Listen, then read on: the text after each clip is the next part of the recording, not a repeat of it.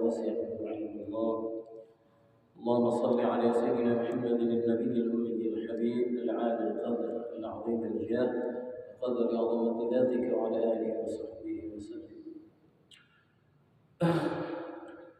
بسم الله الرحمن الرحيم. أخرج النسائي عن علي رضي الله تعالى عنه قال: إن كنت صائما بعد شهر رمضان فصم المحرم فإنه شهر الله فيه يوم تاب الله على قوم ويتوب على آخرين. وروى الشيخان عن ابن عباس رضي الله تعالى عنهما أن رسول الله صلى الله عليه وسلم قدم المدينة فوجد اليهود صياما يوم عاشوراء، فقال رسول الله صلى الله عليه وسلم: ما هذا اليوم الذي تصومونه؟ فقالوا: هذا يوم عظيم نجى الله فيه موسى وقومه وأغرق فرعون وقومه، فصومه موسى شكرا فنحن نصومه. فقال رسول الله صلى الله عليه وسلم: فنحن أحق وأولى بموسى منكم. فصامه رسول الله صلى الله عليه وسلم وأمر أصحابه بصيامه. Sekarang kita ngaji tentang bulan Muharram.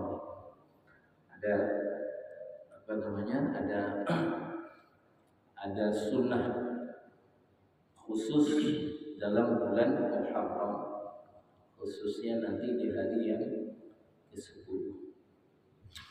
Al-Imam An-Nasai telah mengeluarkan hadis dari Ali karramallahu wajhah radhiyallahu ta'ala anhu.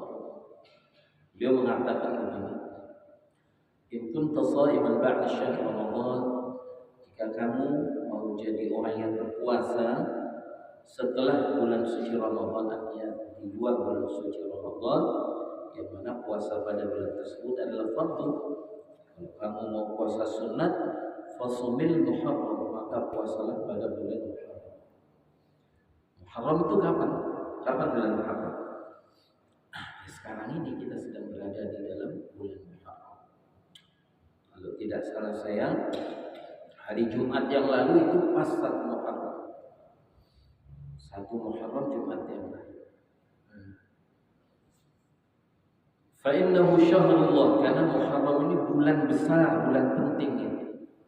Disebut dengan bulan Allah. Fihi yawmun taballahu ala qaumin. Pada bulan Muharram ini Allah Subhanahu wa ta'ala memberi taufik untuk bertaubat kepada kaum, juga menerima taubat dari orang-orang yang bertaubat. Al-Imam Al-Bukhari dan Al-Imam Muslim, kalau ada istilah syaikhain atau syaikhan, dua orang syaikh dalam ilmu hadis, itu berarti Al-Imam Al-Bukhari dan Al-Imam Muslim. Kedua imam besar dalam ilmu hadis ini telah meriwayatkan dari Ibn Abbas radhiyallahu ta'ala anhu bahwa Nabi sallallahu alaihi wasallam tatkala beliau masuk Madinah, ketika beliau sudah hijrah ke Madinah, fawajada al-yahud siyaman yawm Ashura. Di Madinah ini banyak orang-orang Yahudi. Ketika Nabi sana itu, sebelum Nabi hijrah itu banyak orang-orang Yahudi. Bani Quraidah. Ada beberapa kabilah Yahudi yang tinggal di kota Madinah. Dan mereka ketika itu sedang berpuasa Yaum Ashura, pada hari Ashura. Jadi hari Ashura 10 Muharram, orang-orang Yahudi pun berpuasa. Faqala Rasulullah sallallahu alaihi wasallam, maka Nabi sallallahu alaihi wasallam berkata, "Ma hadzal yawm alladhi tasumunahu?" Hari ini hari apa kok kalian pada puasa? Maksudnya Nabi menyapa orang-orang ahli kitab dari kalangan Yahudi di Madinah. Faqalu, mereka menjawab, "Hadza yawmun 'azim." Ini adalah hari yang agung. Ini hari agung, hari besar. Jadi orang Yahudi paham betul itu, tahu betul akan sebahagian, ya, bukan sebahagian, bukan semua keagungan kebesaran hari Ashura atau 10 Muharram itu, mereka sebahagian kecil daripada keagungan bulan Muharram. maksudnya secara khusus 10 Muharram itu mereka tahu. Maka jangan sampai kita orang Islam malah nggak tahu sama sekali. Di mana anjallahu fihi Musa wa qaumahu. Pada hari ini, yakni pada 10 Muharram, Allah Subhanahu wa taala telah menyelamatkan Nabiullah Musa wa qaumahu dan kaumnya Bani Israil. Wa aghlaqa Fir'aun wa qaumahu, dan pada hari yang sama juga Allah Subhanahu wa taala telah menenggelamkan Fir'aun dan pengikut-pengikutnya. Seluruh bala tentara Fir'aun itu juga ditenggelamkan oleh Allah sekalian dengan fasamahu Musa syukra. Oleh karena sebab itu Nabiullah Musa itu berpuasa dalam rangka bersyukur. Artinya beliau itu syukurannya dalam bentuk berpuasa. Karena apa? Pada 10 Muharram itulah Nabiullah Musa diselamatkan oleh Allah dan kaumnya Bani Israil. Kau bayangkan Pak, lebih banyak tentaranya daripada sipil Bani Israil. Sipil yang waktu itu pengikut Nabiullah Musa, kaum Bani Israil, jumlahnya tidak seberapa berbanding Fir'aun dengan bala tentaranya yang bersenjata lengkap. Yang mau bantai 2 juta, yang mau dibantai cuma 600 atau 800 ribu, bayar. Di depan Laut Merah, di belakang tentara yang jumlahnya jauh lebih besar dari sipil yang tidak bersenjata yang mau dibantai. Apa kata kaumnya? Inna lamudrakun, wahai Musa, sudah habis kita ini, habis kita ini. Kita di belakang tentara, kalau enggak nyebur, di belakang kita kebantai, kalau ke depan ya kita juga sama-sama binasa. Ini bagaimana? Ajib jawaban Nabiullah Musa. Kalla inna ma'iya rabbi sayahdin. Enggak, Allah bersamaku. Ini Pak, ada perbedaan ucapan Nabiullah Musa kepada kaumnya ketika dalam keadaan genting, dan ucapan Nabi Agung Baginda Rasulullah Muhammad Sallallahu Alaihi Wasallam kepada Abu Bakar ketika dalam keadaan genting. Satu orang Nabi dengan kaumnya, satu orang Nabi dengan umatnya. Sama-sama genting, tapi ucapannya itu beda. Kalau Nabiullah Musa katakan inna ma'iyya Allah, inna ma'iyya Rabbi, Rabbku, Tuhanku, Allah bersamaku. Kalau dulu ketika Nabi bersama dengan Abu Bakar radhiyallahu ta'ala ketika menghijrah ke Madinah, kan diburu, buron, dikejar. Ketika itu beliau dengan Abu Bakar masuk ke buahnya nggak besar-besar kali. Itu orang musyrikin Makkah, kalau sekiranya mereka itu melihat tanjakan kaki mereka, ya udah kelihatan Nabi sama Abu Bakar. Ini diceritakan dalam Al-Quran. Abu Bakar bimbang, ya Rasulullah, kalau saja mereka melihat ke kaki mereka, nampaklah kita. Nabi katakan dengan begitu tenangnya, in la tahzan innallaha ma'ana. Enggak usah takut, enggak usah sedih, Allah bersama dengan kita. Beda enggak? Kalau Nabiullah Musa katakan Allah bersama dengan inna ma'iyya, Allah bersama dengan. Kalau Nabi SAW berkata Abu Bakar, la tahzan innallaha ma'ana, enggak usah takut, enggak usah sedih, Allah bersama dengan kita. Lain umat ini. Spesial umat ini itu beda. Di sini ulama memberikan penjelasan. Ketika Nabi Musa mengatakan inna ma'iyya rabbi sayahdin, enggak usah, sekali-kali tidak akan binasa karena Allah bersama denganku dan Allah nanti akan bimbing. Itu ulama mengatakan begini, sebagian ulama. Bani Israel ikut Nabi Musa beriman dan beribadah, tetapi mereka tidak melakukan amar ma'ruf nahi munkar. tidak hidup amal-amal ma'ruf nahi munkar, tidak ada dakwah di kalangan mereka. Yang buat dakwah hanya nabinya. Maka ma'iyatullah bersama dengan da'i, dengan nabinya ketika itu. Yang buat dakwah hanya Nabi Musa. Maka Nabi Musa mengatakan inna ma'iya rabbi sayahdin. Allah bersama dengan. Nah, kalau Nabi Agung sallallahu alaihi wasallam telah memahamkan umat ini bahwa setelah mereka beriman, mereka bukan hanya untuk ibadah, mereka juga bertanggung jawab untuk amal ma'ruf nahi munkar. Mereka juga berkewajiban untuk dakwah sebagaimana nabinya. Ma'iyatullah bersama dengan dakwah. Itu sebab Nabi katakan la tahzan innallaha ma'ana. Enggak usah takut, Allah bersama dengan kita. Allah bersama denganku, Allah juga bersama dengan kamu wahai Abu Bakar. Karena kamu juga memikul tanggung jawab dakwah. Karena kamu juga mengajak manusia kepada Allah. Bani Israel tidak. Mereka beriman ibadahnya sendiri. Nah, ya. Maka ketika itu Allah Ta'ala selamatkan. Ceritanya panjang dan banyak cerita-cerita yang menakjubkan di sini. Termasuk di antaranya dalam kondisi genting itu Allah Ta'ala perintahkan Nabiullah Musa untuk memukulkan tongkatnya ke laut. Watrib bi asaqal hajar, watrib bi asaqal bahar. Pukulkan tongkat itu ke laut. Kalau kita pikir apa salahnya laut? Apa salahnya laut? Dan tidak ada permusuhan Nabiullah Musa kepada laut. Yang ada dengan siapa? Dengan Fir'aun dan bala tentaranya. Kenapa nggak suruh ketok aja kepada Fir'aun? Bukan kepala Fir'aun yang diketok, tapi siapa? Pukulkan tongkatmu ke laut. Bukan pukulkan tongkatmu ke kepala Fir'aun. Tapi da'i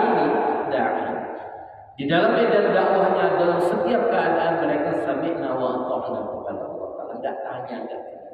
Dia udah suruh pukul tongkat ke laut, pukul aja. Masya Allah, terbentang 12 jalan besar. Dan kalau kita ceritakan tentang kondisi jalan yang terbentang, itu sekali pukul itu 12 jalan. Karena ada 12 kabilah, ada 12 suku Bani Israel ketika itu. Kalau satu jalan nanti rebutan. Kalau kursi cuma satu, rebutan. Kalau yang kompetisi 12, kursinya 12, rebutan enggak? Tapi yang kompetisi 12, kursinya satu, berebut enggak? Kalau berebut biasanya ada tengkarnya enggak? Pasti.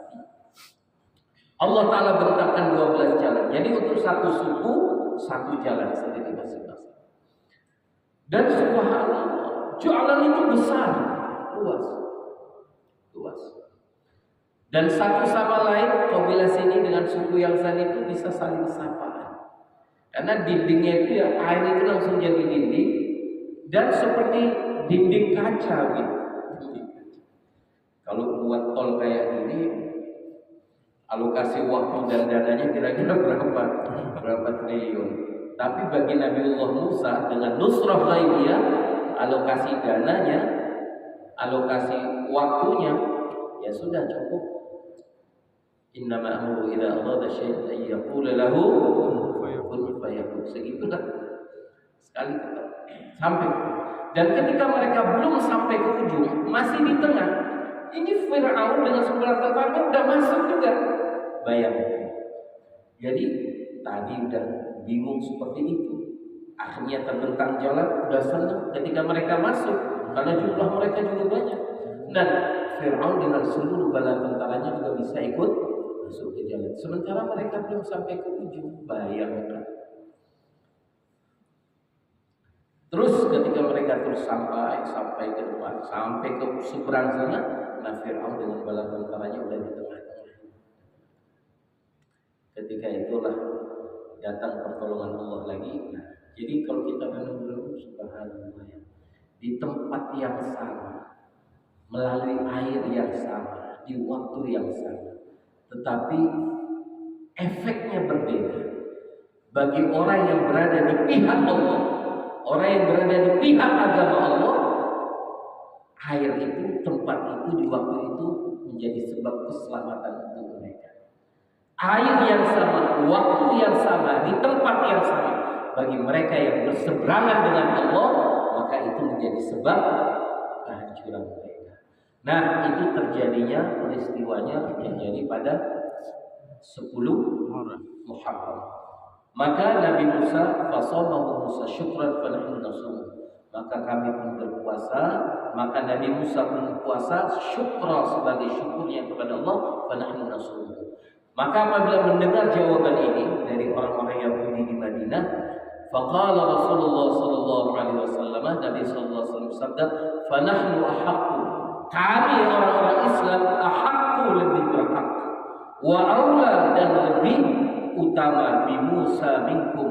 Kami lebih berhak dengan Nabi Musa, dan kami lebih utama dengan Nabi Musa daripada kalian. Fasamahu Rasulullah sallallahu alaihi wasallam, maka Nabi sallallahu alaihi wasallam pun berpuasa. Wa amara ashabahu bisiyamihi.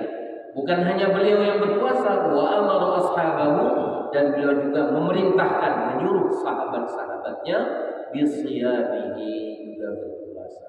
Nih, di antara asal usul sebab dalil berpuasa pada hari Asyura. Asyura itu dari Ashir. Ashir itu artinya yang ke-10. Maksudnya hari yang ke-10 dari bulan Muharram, Asyura, ya.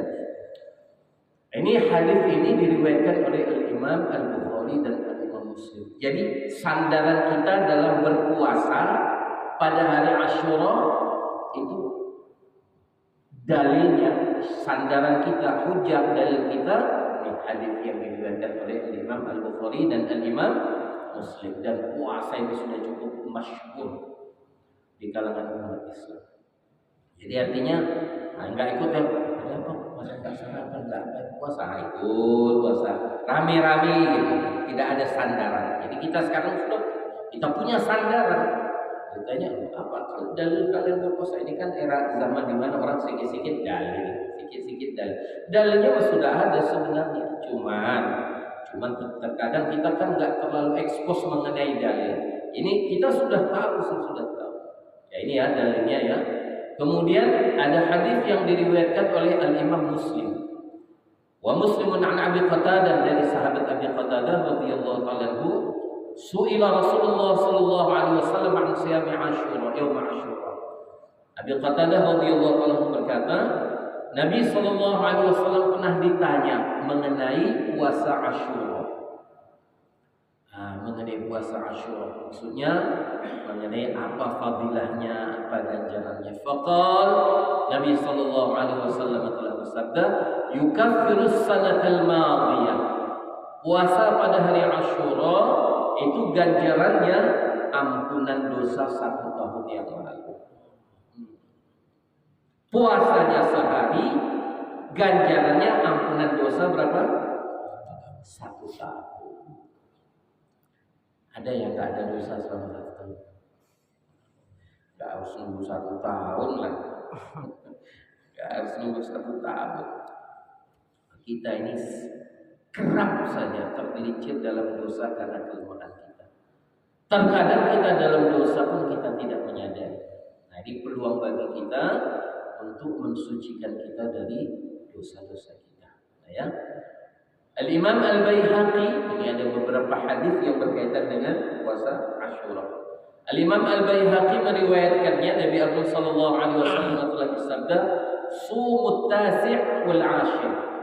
Nabi sallallahu alaihi wasallam bersabda, berpuasalah kamu pada hari yang ke-9, wal 'ashir, dan juga pada hari yang ke-10. Jadi yang dasar puasanya itu adalah hari yang ke-10, yakni disebut dengan Asyura. Tetapi Nabi juga menyuruh kita untuk berpuasa pada hari yang ke-9. Untuk apa? Wala tashabbahu bil yahud, supaya kalian itu enggak sama dengan puasa Asyuranya orang-orang Yahudi. Jadi 10 Muharram hari Asyura, orang Yahudi pun berpuasa. Supaya kita enggak sama sama mereka, maka kita tambah satu hari lagi, hari yang ke-9 disebut dengan Tasu'a. Kalau hari Asyura kita hitung-hitung, kalau Jumat yang lalu itu tanggal 1, Jumat, Sabtu, Ahad, Senin, Selasa, Rabu, Kamis, Jumat, Sabtu, Ahad, hari Ahad, hari Minggu itu hari Asyura. Hari Asyura kita tahun ini hari Minggu, besok hari Ahad. Berarti Tasu'anya hari Sabtu besok. Nah, supaya apa? Hikmahnya apa? Hikmahnya supaya tidak sama kita puasa hari Asyura, supaya tidak sama dengan puasanya orang-orang Yahudi, karena orang-orang Yahudi juga mereka berpuasa. Nah, kalau di dalam kitab, kalau di dalam Musnad Imam Ahmad, Imam Ahmad ini salah satu guru penting para imam-imam ahli hadis. Imam Bukhari ngaji ke Imam Ahmad, Imam Muslim ngaji ke Imam Ahmad, Imam Ahmad bin Hanbal, Imam Abu Dawud ngaji kitab Musnad Imam Ahmad. Malah di sana ada dijelaskan kita puasa hari Asyura, kata Nabi, puasa juga lah satu hari sebelumnya dan berpuasa juga lah kamu pada hari setelahnya. Jadi ada tingkatan nih.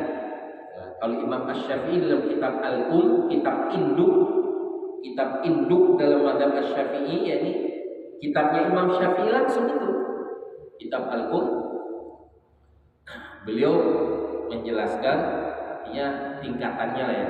Sekurang-kurangnya satu hari aja Asyura aja.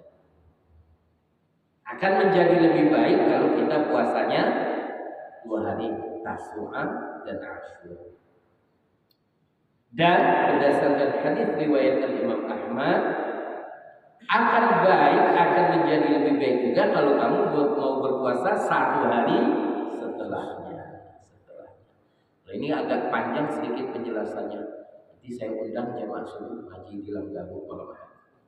Jadi kita bacain, karena kita nggak pagi ini karena waktunya singkat, ada mau kerja, jadi kita ngaji fadilahnya aja.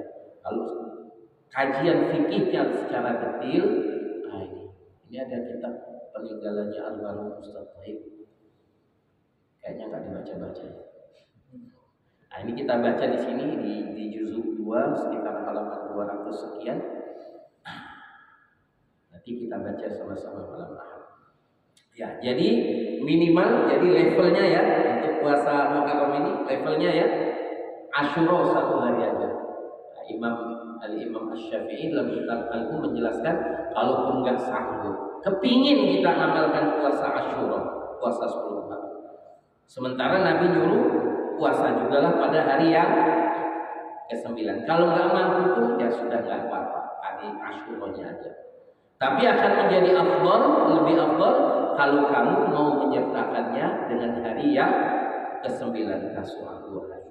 Di dalam Musnad Imam Ahmad akan menjadi lebih afdal lagi kalau kamu mau puasa Asyura ke-10 Muharram, puasa juga 1 hari sebelumnya dan puasa juga 1 hari setelahnya. Nah, ini akan lebih komplit, lebih afdal.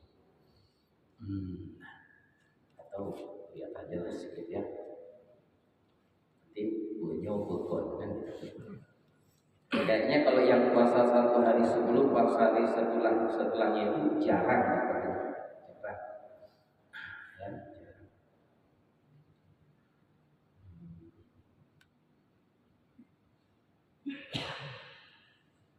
Ini hadis ini diriwayatkan oleh Imam Ahmad.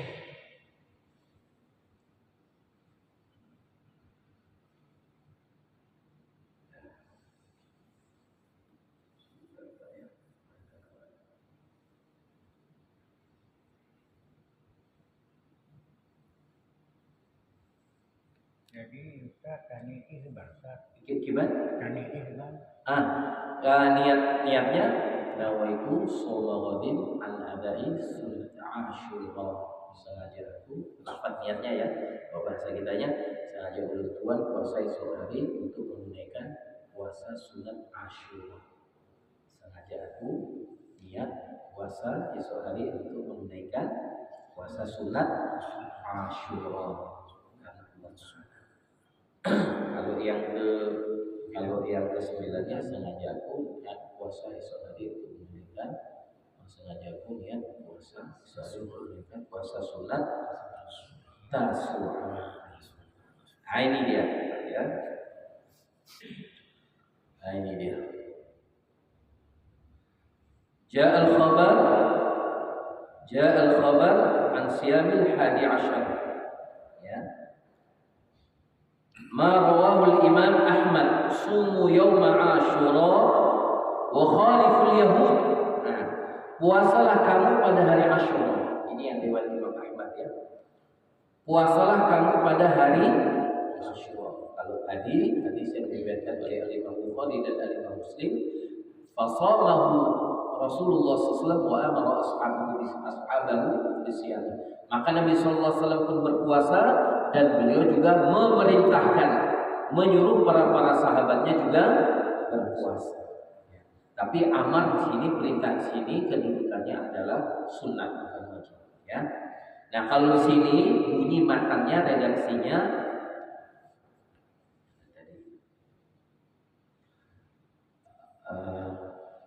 sumu yawma Asyura, berpuasalah kamu pada hari Asyura. Wa khaliful yahud, tetapi berbedalah kamu dengan orang Yahudi. Orang Yahudi maksudnya, orang Yahudi. Nah, maksudnya apa ya? Karena hari Asyura sebelum Muharram orang Yahudi juga berpuasa dan kita juga diperintahkan oleh Nabi berpuasa. Wa khaliful yahud, tetapi berbedalah kalian dengan orang Yahudi. Wasumu qablahu yawman. Caranya bagaimana? Puasalah kamu satu hari sebelumnya. Qablahu sebelumnya, yawman satu hari, wa ba'dahu yawman. Dan berpuasalah kamu setelahnya satu hari. Jadi ada qabliyah, ada ba'diyah. Nah, jadi bukan cuma sholat aja. Puasa Asyura ini ada qabliyahnya, ada ba'diyah. Nggak dengar kan qabliyah ba'diyah? Jadi yang intinya Asyura yang hari ke-10 Muharram. Tapi kita dianjurkan juga sekurang-kurangnya ba'di qabliyahnya. Satu hari sebelumnya, hari Tasu'a. Kalau dalam kitab Ustaz Ahmad itu, dan berpuasalah juga kamu kalau bisa satu hari setelahnya. Dalam rangka apa?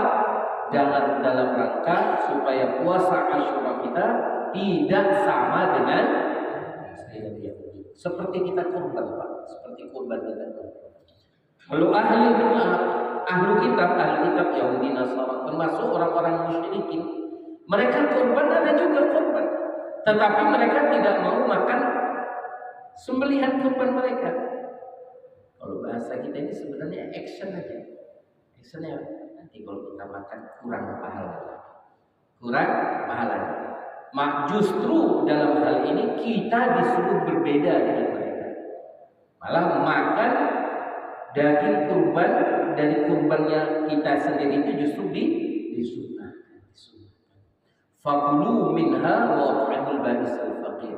Makanlah kamu daripada binatang sembelihan kurban itu sendiri, wa at'imul ba'is al-faqir, dan dari kurban itu juga berikan kepada orang-orang fakir, orang miskin. Jadi sekedar untuk ini ya, untuk penyemangat kita. Artinya puasa Asyura itu bukan diada-adakan, memang sunnah di dalam agama kita. Dan itu ada beberapa kelebihan penting, ada beberapa peristiwa penting yang terjadi pada hari Asyura pada 10 Muharram itu. Bukan hanya diselamatkannya Nabi Musa, dihancurkannya Fir'aun, bukan hanya itu. Nah, di dalam kitab ini Alatul Talibin juz 2, insyaallah nanti malam Ahad kita bacalah kitab kita semua supaya kita bisa lebih detail lagi. Tapi ini sekurang-kurangnya berapa ini? 1, 2, 3 hadis sama 4 hadis dari kitab Ustaz Ahmad. Imam Ahmad itu saya pikir sudah memadai. Supaya kita ini kalau boleh di penghujung kita ini, selagi Allah kasih kita kesempatan hidup sehat, kita pakailah untuk apapun yang bisa menjadi kifarah atas dosa-dosa kita. Karena jelas Nabi katakan ketika ada orang bertanya apa fadilahnya ya Rasulullah, spontan Nabi katakan yukaffirus sanatal madiyah, itu menjadi kifarah ampunan dosa 1 tahun yang lalu. Dan di sini ada kisah sedikit saya mau bacain ya. Waru'ya ba'd ulama mutaqaddimin fil manam fasul an halihi. Ada satu orang ulama generasi mutaqaddimin yang mana beliau ini sudah wafat dan ada orang yang mimpi jumpa beliau dalam tidurnya, mimpi fasu'ilan halihi, bagaimana keadaan Tuhan. Kayak kita punya gure lah ya. Sekali-sekali mimpi almarhum, gimana Ustaz Iban, Pak Imam, Iban, keadaan Ron di sini kan gitu. Ini biasa dalam kehidupan orang soal itu biasa terjadi. Fasu'ilan halihi, orang yang bermimpi ini bertanya mengenai beliau. Apa beliau katakan? Faqal, dia tanya bagaimana keadaan Tuhan di sana di akhirat. Faqal, maka beliau menjawab, "Ghufira li bi siyami yaum Asyura." Diampunkan aku akan dosa-dosaku oleh Allah Taala bi siyami yaum Asyura, dengan sebab keberkahan puasa Asyura 10 Muharram, dulu basitina sanatan, dosa 60 tahun dalam hidup. Dosa 60 tahun, 60 kita tidak tahu persis yang dimimpiin ini ulama yang wafat yang dimimpiin itu beliau hidup berapa tahun enggak. Yaitu kalau dengan sebab 1 hari puasa Asyura beliau mendapatkan karunia dari Allah ampunan 60 tahun dosanya. Ya tentu kan beliau enggak sekali jumpa Asyura kan. Tentu beliau tidak sekali. Berapa puluh kali. Tapi ketika beliau ditanya bagaimana keadaan Tuhan di sana, maka beliau menjawab, "Ghufira li bi siyami yaum Asyura." Dia ampunkan bagiku akan dosa-dosa oleh Allah Taala dengan sebab puasa hari Asyura yang ke-10. Seberapa ukuran yang diampuni? Dzunuba sittina sanatan. Dosa 60 tahun dalam hidupku diampuni oleh Allah. Jadi kita usahakan minta tolong kepada Allah supaya Allah tolong kita, mudahkan kita supaya kita bisa juga mengambil manfaat yang besar ini. Nanti pada hari Ahad kita puasa hari yang ke-10 puasa Asyura. Niatnya sengaja aku niat puasa esok hari untuk menunaikan puasa sunat Asyura. Bagi yang mampu maka kalau boleh dari besok hari Sabtu itu niatnya puasa Tasyrik. Ya. Ada yang ditanya Pak? Kalau nggak ada ya lebih enak sih. Kalau nanya itu kan enak, jawab yang Masya Allah. Hari ke-11 niatnya gimana? Biar nggak repot kan, sengaja puasa esok hari puasa hari yang ke-11 sengaja puasa esok hari puasa hari yang ke-11 hari bulan ya.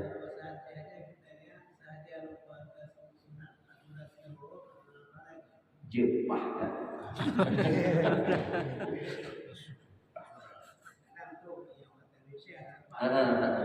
Dan itu Pak kan jangan sampai ini ya, tetap mau kita lafadzin silakan, tapi yang jelas yang ucapan hati yang tanpa gerak lidah itu yang jangan sampai nggak ada ya, karena niat itu letaknya dalam hati. Ini maksudnya untuk kita tahu jelas seperti apalah kira-kira bentuknya itu lafadznya. Tapi mesti ada yang ini tanpa ada, karena itu niat itu letaknya di hati. Ya Allah puasa itu sih Allah puasa sunat Asyura kan Allah.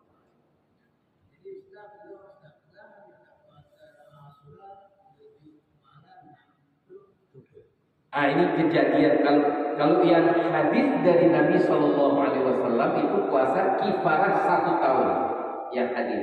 Ini ada pengalaman spiritual seseorang. Nah itu karunia Allah kan? Nah, kita nggak bisa halang, itu karunia Allah bagi siapa yang dikehendaki. Karena dia kalau udah di akhirat kan nggak kelihatan ganjaran-ganjaran. Itu pengalaman satu orang ulama mutaqaddimin. Pengalaman satu orang ulama mutaqaddimin yang beliau sudah meninggal.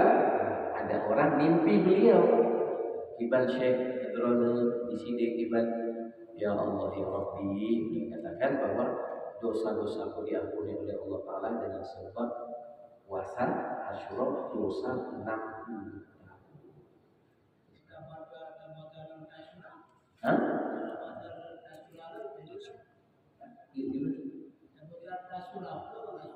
Asyura Tasu'a. Itu tadi dalam rangka supaya kita ini jangan sama dengan sahabat non Yahudi. Kalau yang inti puasanya itu pada Asyura. Adapun kita dianjurkan oleh Nabi untuk puasa 1 hari sebelumnya, Tasu'a. Juga dalam kitab Musnad Imam Ahmad riwayatnya juga kalau boleh tambah 1 hari setelahnya, supaya dalam rangka kita ini nggak sama dengan. Jadi anak pahala 1 jelaslah adalah jelas. Nggak mungkin kita sudah lapar dahaga semata-mata cari bohong ada. Cuman tidak dijelas seperti apa. Malam Ahad. Saya undang. Kadang orang lebih terkenal buburnya dari puasa. Nyonya Asyura. Nah bubur Asyura cocok ini Asyura. Asyura itu nama hari yang ke-10 dari bulan Ramadan. Nah, itu nanti ada kaitannya di dalam kitab ini halaman 200 berapa saya? Atau nanti saya tinggal kitabnya sehari mau baca sendiri. Dalam halaman 267. Halaman 267 di sini ada jelasnya. Sekilas ketika ada kaitannya dengan cerita Nabi Nuh habis badai berlabuh, udah bisa berlabuh, air udah surut, stok makanan udah nggak ada, apa yang ada dari beberapa umat Nabi Nuh, kaum Nabi Nuh yang dari kapal itu berlabuh. Nantilah kita bacain teksnya. Barangkali ini aja dulu. Insyaallah besok hari yang ke-9 hari Tasu'a, kemudian nanti hari Ahad itu hari Asyura. Minimal tetap saya buat kesimpulan ya, kita buat kesimpulan itu Al-Imam Asy-Syafi'i menjelaskan dalam kitab Al-Umm. Kalau misalnya kita tenaganya pas-pasan, kesehatannya pas-pasan, iman pas-pasan, semangatnya pas-pasan, yang ada pas-pasan hanya untuk Asyura boleh. Tapi judulnya ya pas-pasan. Bukan berarti kalau kita cuma Asyura aja berarti kita jadi Yahudi. Enggak, bukan seperti itu. Kan? Hanya Nabi menginginkan kalau boleh berpuasalah juga pada hari yang ke-9. Kalau dalam hadis itu wa khaliful yahud, berbedalah kamu dengan Yahud. Puasa Asyura, tetapi puasa juga satu hari sebelumnya, juga puasa satu hari setelahnya. Al-Imam Asy-Syafi'i dalam kitab Al-Umm menjelaskan begini. Kalaupun kita punya hanya hari Asyura juga boleh, bukan berarti kita jadi Yahudi juga. Cuma agak mirip yang dari segi ininya. Jadi kalau mampunya cuma Asyura jadi mirip Yahudi, mending gak usah. Nah ini tipuan setan. Syaitan sering bisa begitu. Dalam Al-Quran kan qad aflahal mu'minun. Beruntunglah orang-orang mukminun yang khusyuk dalam alladzina fi salatihim khasyu'un, yang khusyuk dalam salatnya. Beruntung orang mukmin yang khusyuk dalam salatnya. Berarti mafhum mukhalafahnya pakai fikih juga. Iblisnya pakai ilmu fikih. Mafhum mukhalafahnya, kepahaman terbaliknya, berarti rugilah orang-orang yang sholat yang gak khusyuk dalam sholat. Daripada rugi sholat gak khusyuk, bagus gak usah sholat. Ibu daya sholat itu kan manfaat bagi yang khusyuk. Beruntung bagi yang khusyuk, sukses bagi khusyuk. Kalau nggak khusyuk berarti nggak beruntung. Nggak usah sholat aja, tipu daya iblis. Juga begitu, jangan sampai daripada mirip Yahudi bagus nggak puasa sama sekali. Jangan. Nggak puasa sama sekali ya lebih banyak jumlahnya yang nggak puasa. Nggak puasa, nggak puasa semua. Jadi bukan begitu ya. Kalau nggak mampu ya nggak apa-apa. Puasa tetap puasa karena fadilahnya besar. Semoga Allah memberikan kita kefahaman yang benar, kemudian Allah juga beri kita taufik untuk bisa mengamalkan dan kita menyampaikan. Dan seberapa yang kita bisa sampaikan ke teman-teman kita, keluarga kita beri. Karena ad-dalu ala khair kafa'ili. Orang yang menunjukkan, orang yang memberitahu, orang yang mengingatkan, orang yang menyemangati kepada satu kebaikan, orang lain buat, kita dapat pahala dari amalan orang yang kita sampaikan. Yang kita amali, kita sampaikan ke teman-teman kita. Sallallahu alaihi wasallam.